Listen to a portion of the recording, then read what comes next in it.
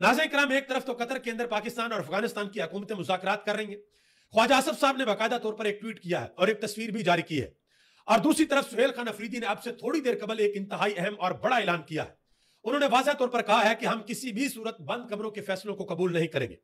उन्होंने ये ऐलान किया है कि 25 अक्टूबर को हम एक अहम तरीन और बड़ा जिरगा करने के लिए जा रहे हैं। अब ये जो कतर के अंदर मुज़ाकरात हो रहे हैं, इन मुज़ाकरात के पीछे कौन से मुहर्रकात हैं? किन मुल्कों ने पाकिस्तान और अफगानिस्तान को कहा कि आपस में लड़ो मत, बैठकर मुज़ाकरात करो? इमरान खान ने डेरा जेल से कहा था कि मुज़ाकरात वाहद हल है, और इन मुज़ाकरात के पीछे सुहेल खान अफरीदी का क्या असर और रसूख है, वो भी आपके सामने रखने के लिए जा रहा हूं। दूसरी तरफ एक बड़ा दावा किया गया है 27वीं आईनी तरमीम के हवाले से कि हुकूमत ने अपना होमवर्क मुकम्मल कर लिया है, कि अब 27वीं आईनी तरमीम आने के लिए जा रही है और जल्द आने के लिए जा रही है, ज्यादा देर नहीं है। वो भी आपके सामने रखता हूं। दो बड़ी खबरें हैं तहरीक लबैक पाकिस्तान के हवाले से। एक खबर है हाफिज साद साहब के जो वालिद हैं उनका जो मजार है उस हवाले से, और दूसरी खबर ब्रेक की है और यह मकबूल जान ने। इमरान खान के दौरे हुकूमत में तहरीक लबैक पाकिस्तान ने जो एहतजाज किया उस वक्त अंदर से किन लोगों ने साजिशें की थी, दो नंबरियां की थी, और ये मकबूल जान ने आज बहुत से राजों से पर्दा उठा दिया, वो आपके सामने रखता हूं। जो नूरा कुश्ती चल रही थी नून लीग और पीपल्स पार्टी के दरमियान, वो ऑफिशियली अब क्लोज हो गई है, उसके ऊपर भी बात करते हैं। आगे बढ़ने से कबल गुजारिश करूंगा कि वीडियो को लाइक करके चैनल को सब्सक्राइब कर दे, ताकि ये इंफॉर्मेशन का सिलसिला आप लोगों तक पहुंचता रहे। नाज़रीन किराम, सबसे पहले नंबर पे सुहेल खान अफरीदी ने जो ट्वीट किया है, जो ऐलान किया है, एक बड़ा ऐलान किया, वो आपके सामने रखता हूं। उन्होंने कहा कि खैबर पख्तूनख्वा के अवाम की जिंदगी और उनके मुस्तकबिल का फैसला सूबे के लोग खुद करेंगे। किसी को भी बंद कमरों के फैसले को अवाम पर मुसल्लत करने की इजाजत नहीं दी जाएगी। इस सिलसिले में क़याम अमन के लिए बरोज़े हफ्ता 25 अक्टूबर को जिला खैबर तहसील बाड़ा में तमाम सियासी वाबस्तगियों से बालातर होकर कबायली अमायदीन, मुशीरान और नौजवानों का एक बड़ा अमन जिरगा मुनक्कद किया जाएगा। खैबर पख्तूनख्वा की हुकूमत इमरान खान के नजरिए और सूबे के अवाम के मफाद के साथ खड़ी होगी इंशाअल्लाह। यह बात की है सुहेल खान अफरीदी ने। अब मैं यहां पर एक बड़ी इंपॉर्टेंट चीज आपको बताऊं। जो मुज़ाकरात हो रहे हैं कतर के अंदर, जहां पर हमारे वजीर दिफा साहब ख्वाजा आसफ साहब गए हैं, ये आप देख सकते हैं। उन्होंने बाकायदा तौर पर एक तस्वीर जारी की है और एक ट्वीट भी किया है। ट्वीट उन्होंने किया कि पाकिस्तान और अफगानिस्तान के माबैन सीज फायर का मुआहदा तय पा गया है। पाकिस्तान की सरजमीन पर अफगानिस्तान से दहशतगर्दी का सिलसिला फिल फौर बंद होगा। दोनों हमसाया ममालिक एक दूसरे की सरजमीन का एहतराम करेंगे अल्हम्दुलिल्लाह। 25 अक्टूबर को इस्तांबुल में दोबारा वफूद की मुलाकात होगी और तफसीली मामलात पर बात होगी। हम कतर और तुर्किया दोनों बरादर ममालिक के तहे दिल से शुक्रगुजार हैं। अब जरा गौर से सुनिएगा जो बैक स्टेज स्टोरी है वो क्या है। देखिए, हुकूमत जो है इस चीज के ऊपर बाजिद थी कि हमने जो है वो लड़ाई करनी है, हमने बैठकर मुज़ाकरात नहीं करने, हमने टेबल टॉक अफगानिस्तान के साथ नहीं करने। इवन के आपको पता है कि पेशावर के अंदर एक अहम तरीन प्रेस कॉन्फ्रेंस हुई, डीजीएसपीआर ने प्रेस कॉन्फ्रेंस की, वहां पर भी अशारों में यह बात की गई कि अगर हर मसले का हल बातचीत है तो फिर गज़वात ना होते। ये ऑन रिकॉर्ड है ये सारा ये, लेकिन उन्होंने ये उस ज़मन में बात की थी जो केपीके के अंदर ऑपरेशन हो रहा है उस हवाले से। लेकिन अब जो हुकूमत है, मैं ये समझता हूं हुकूमत ने अक्लमंदी का मुजाहरा किया है कि ये जाकर बैठे हैं अफगानिस्तान के साथ, और 3 ममालिक तुर्किया, कतर और सऊदी अरब, इन्होंने कहा कि भाई लड़ाई का कोई फायदा नहीं है। ये वो अफगानिस्तान है जहां पे 20 साल सोवियत यूनियन लड़के गया है, 20 साल अमेरिका वाले लड़के गए हैं, वो इनका कुछ नहीं बिगाड़ सके। आप तो फिर भी आपस में 2 इस्लामी मुल्क हैं, आपका आपस में भाइयों वाला रिश्ता है, तो आप आपस में क्यों लड़ रहे हैं? जो भी आपके मसले मसाइल हैं, टेबल के ऊपर बैठे। अगर अफगानिस्तान को पाकिस्तान से गिले शिकवे हैं तो अफगानिस्तान सबूत सामने रखे। अगर पाकिस्तान ये कहता है कि अफगानिस्तान की सरजमीन हमारे खिलाफ इस्तेमाल होती है तो पाकिस्तान सबूत सामने रखे, और दोनों तरफ से जो भी मसले मसाइल हैं उनको बैठकर खुश असलूबी से हल किया जाए। तो हुकूमत ने यह इनिशिएटिव लिया, अच्छा इनिशिएटिव है। इसी के ऊपर इमरान खान बात करते थे कि भाई किसी भी सूरत हमने लड़ाई नहीं लड़नी, हमें अफगानिस्तान की हुकूमत को, अपने कबायली इलाकों को, केपीके की हुकूमत को, अफगानिस्तान की आवाम को, इन चारों को हमें ऑन बोर्ड लेना पड़ेगा, और ऑन बोर्ड लेकर हम ये मसला हल कर सकते हैं। और आखिर में तो इमरान खान ने यहां तक कह दिया था कि अगर आप लोगों से नहीं होता तो मुझे पेरोल के ऊपर रिहा करें, मैं जाकर अफगानिस्तान की हुकूमत से बात करता हूं, मैं ये मसला हल करता हूं। तो अब डर और खौफ इस बात का भी था मुबैना तौर पर कि पहले तो थे अली अमीन गंडापुर, और अली अमीन गंडापुर को इमरान खान कहते थे कि जाओ अफगानिस्तान जिरगा भेजो, तो अली अमीन गंडापुर कभी कहते थे मेरा पासपोर्ट नहीं बना, कभी कहते थे मुझे जाने नहीं देते। लेकिन सुहेल खान अफरीदी से लोगों को यह तवक्को नहीं थी। सुहेल खान अफरीदी के बारे में लोगों को यह पता था कि सुहेल खान अफरीदी ने हुकूमत की तवक्कुआत के ऊपर पूरा नहीं उतरना, उसने इमरान खान की तवक्कुआत के ऊपर पूरा उतरना। अगर इमरान खान डेरा जेल से सुहेल खान अफरीदी को कहते कि भेजो वफद अफगानिस्तान के अंदर, तो सुहेल खान अफरीदी 1 मिनट में लगाते और वफद अफगानिस्तान में भेज देते, और फिर हुकूमत की बेइज्जती होती कि मामलात तो वफाकी हुकूमत को तय करने चाहिए, वो सूबाई हुकूमत तय कर रही है। तो ये एक अच्छा इनिशिएटिव है, ये बहुत अच्छी बात है कि मुज़ाकरात हो रहे। अब जरा आगे आ जाइए जी।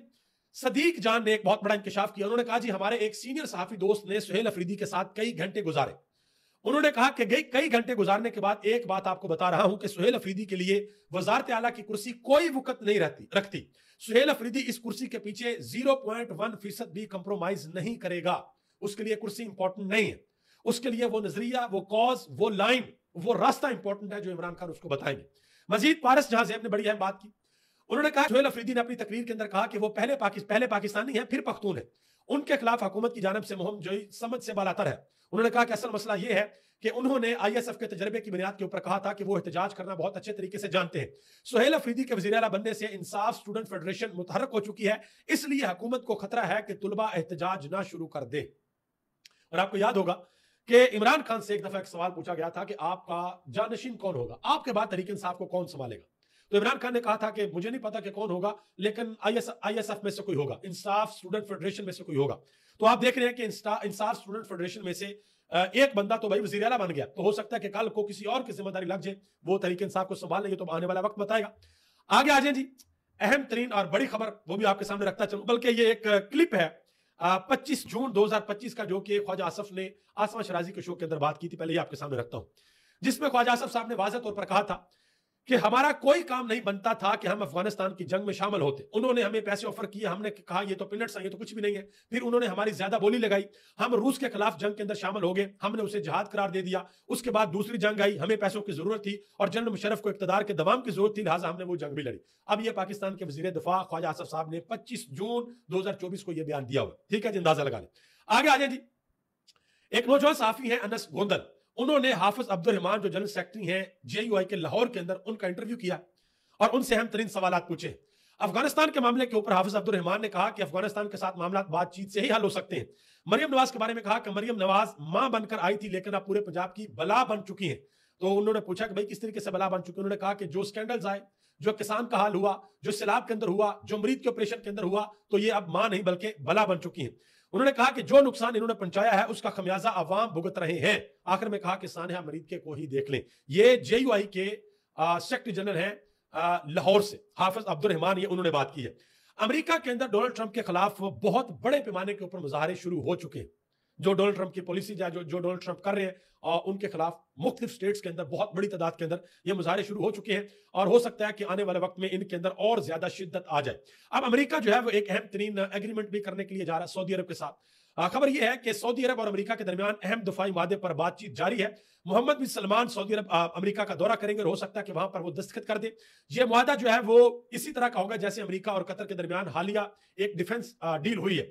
और वो डिफेंस डील ये थी कि अमेरिका ने कहा कि अगर किसी ने कतर के ऊपर हमला किया तो वो अमेरिका के ऊपर हमला तस्वर होगा। ठीक है, ये जब कतर के अंदर निशाना बनाया गया इसराइल की जानब से, उसके बाद फिर यह वादा हुआ। तो फिर आपको पता है कि पाकिस्तान और सऊदी अरब के दरमियान भी एक डिफेंस डील हुई थी, ये आपको याद होगा। लेकिन अब सऊदी अरब जा रहा है अमेरिका के साथ, उनके साथ भी एक डिफेंस डील होने के लिए जा रही। अब आगे आ जाए जी, एक चीज बड़ी इंपॉर्टेंट है जो डोनाल्ड ट्रंप ने आज से 1-2 दिन कबल बयान दिया। उन्होंने कहा था कि मैं उम्मीद करता हूं कि सऊदी अरब उस अब्राहम अकॉर्ड वाले माहदे के अंदर शामिल होगा और उसके बाद और ममालिक भी शामिल होंगे। अब ये लोग सवाल पूछ रहे हैं कि भाई ट्रंप का ये कहना कि सऊदी अरब ने अगर इसराइल को तस्लीम कर लिया तो बाकी भी कर लेंगे, तो बाकी से मुराद क्या है? पाकिस्तान के लोग ये सवाल पूछ रहे हैं कि क्या पाकिस्तान भी सऊदी अरब को इसराइल को तस्लीम करेगा? ये हनीफ अब्बासी साहब ने कल एक बयान दिया है। वो कहते हैं कि जो सऊदी अरब के पास है वो हमारा है और जो हमारे पास है वो सऊदी अरब का। बात ही मुका दी है कि कल को हो सकता है कि सऊदी अरब अगर एक कदम उठाता है तो पाकिस्तान कहेगा कि ले जी सऊदी अरब के साथ हमारे अब जो बड़े तल्लुकात हैं, अब जो सऊदी अरब करेगा वो हमने करना है, जो हम कर रहे हैं वो सऊदी अरब करेगा, बला बला। यानी कि ये दोनों तरफ इस तरीके से चीज हो जाएगी। लेकिन अगर सवाल ये पैदा होता है कि अगर सऊदी अरब इसराइल को तस्लीम कर लेता है तो क्या पाकिस्तान भी ये बहाना बनाकर इसराइल को तस्लीम करेगा कि सऊदी अरब ने कर लिया तो हम भी कर लेंगे? अभी आने वाला आपको बताएगा। आगे आ जाए जी, नजम सेठी से उनके शो के अंदर एंकर ने एक सवाल पूछा। उन्होंने कहा जी डोनाल्ड ट्रंप की एक किताब है आर्ट ऑफ द डील। उन्होंने कहा कि शहबाज शरीफ साहब अगर कोई किताब लिखे तो उस किताब का क्या नाम होगा? तो ये एंकर ने सवाल पूछा। तो आगे से नजम सेठी ने कहा कि उसका नाम होगा आर्ट ऑफ, फिर आगे उन्होंने बोला नहीं बल्कि सिर्फ अपने लब हलाए और लब हला के कहा कि जो शहबाज शरीफ कर रहे हैं उसी के ऊपर उनकी किताब का नाम रखा जाएगा। बहरहाल मेरी आपसे गुजारिश है कमेंट बॉक्स में लिखे अगर शहबाज शरीफ कोई किताब लिखे तो उसका टाइटल क्या होगा। पाकिस्तान तहरीक इंसाफ के कुछ अहम तरीन लोगों को गिरफ्तार करने का सिलसिला शुरू हो गया। एक उनके बड़े मुतहर्रक कारकुन है भट्टी साहब, उनको गिरफ्तार किया गया है। वो बड़े मुतहर्रक नजर आते हैं हर जगह पे, अडयाला जेल में इवन के 9 मई के बाद भी बड़े मुतहर्रक नजर आए। अभी हाल ही में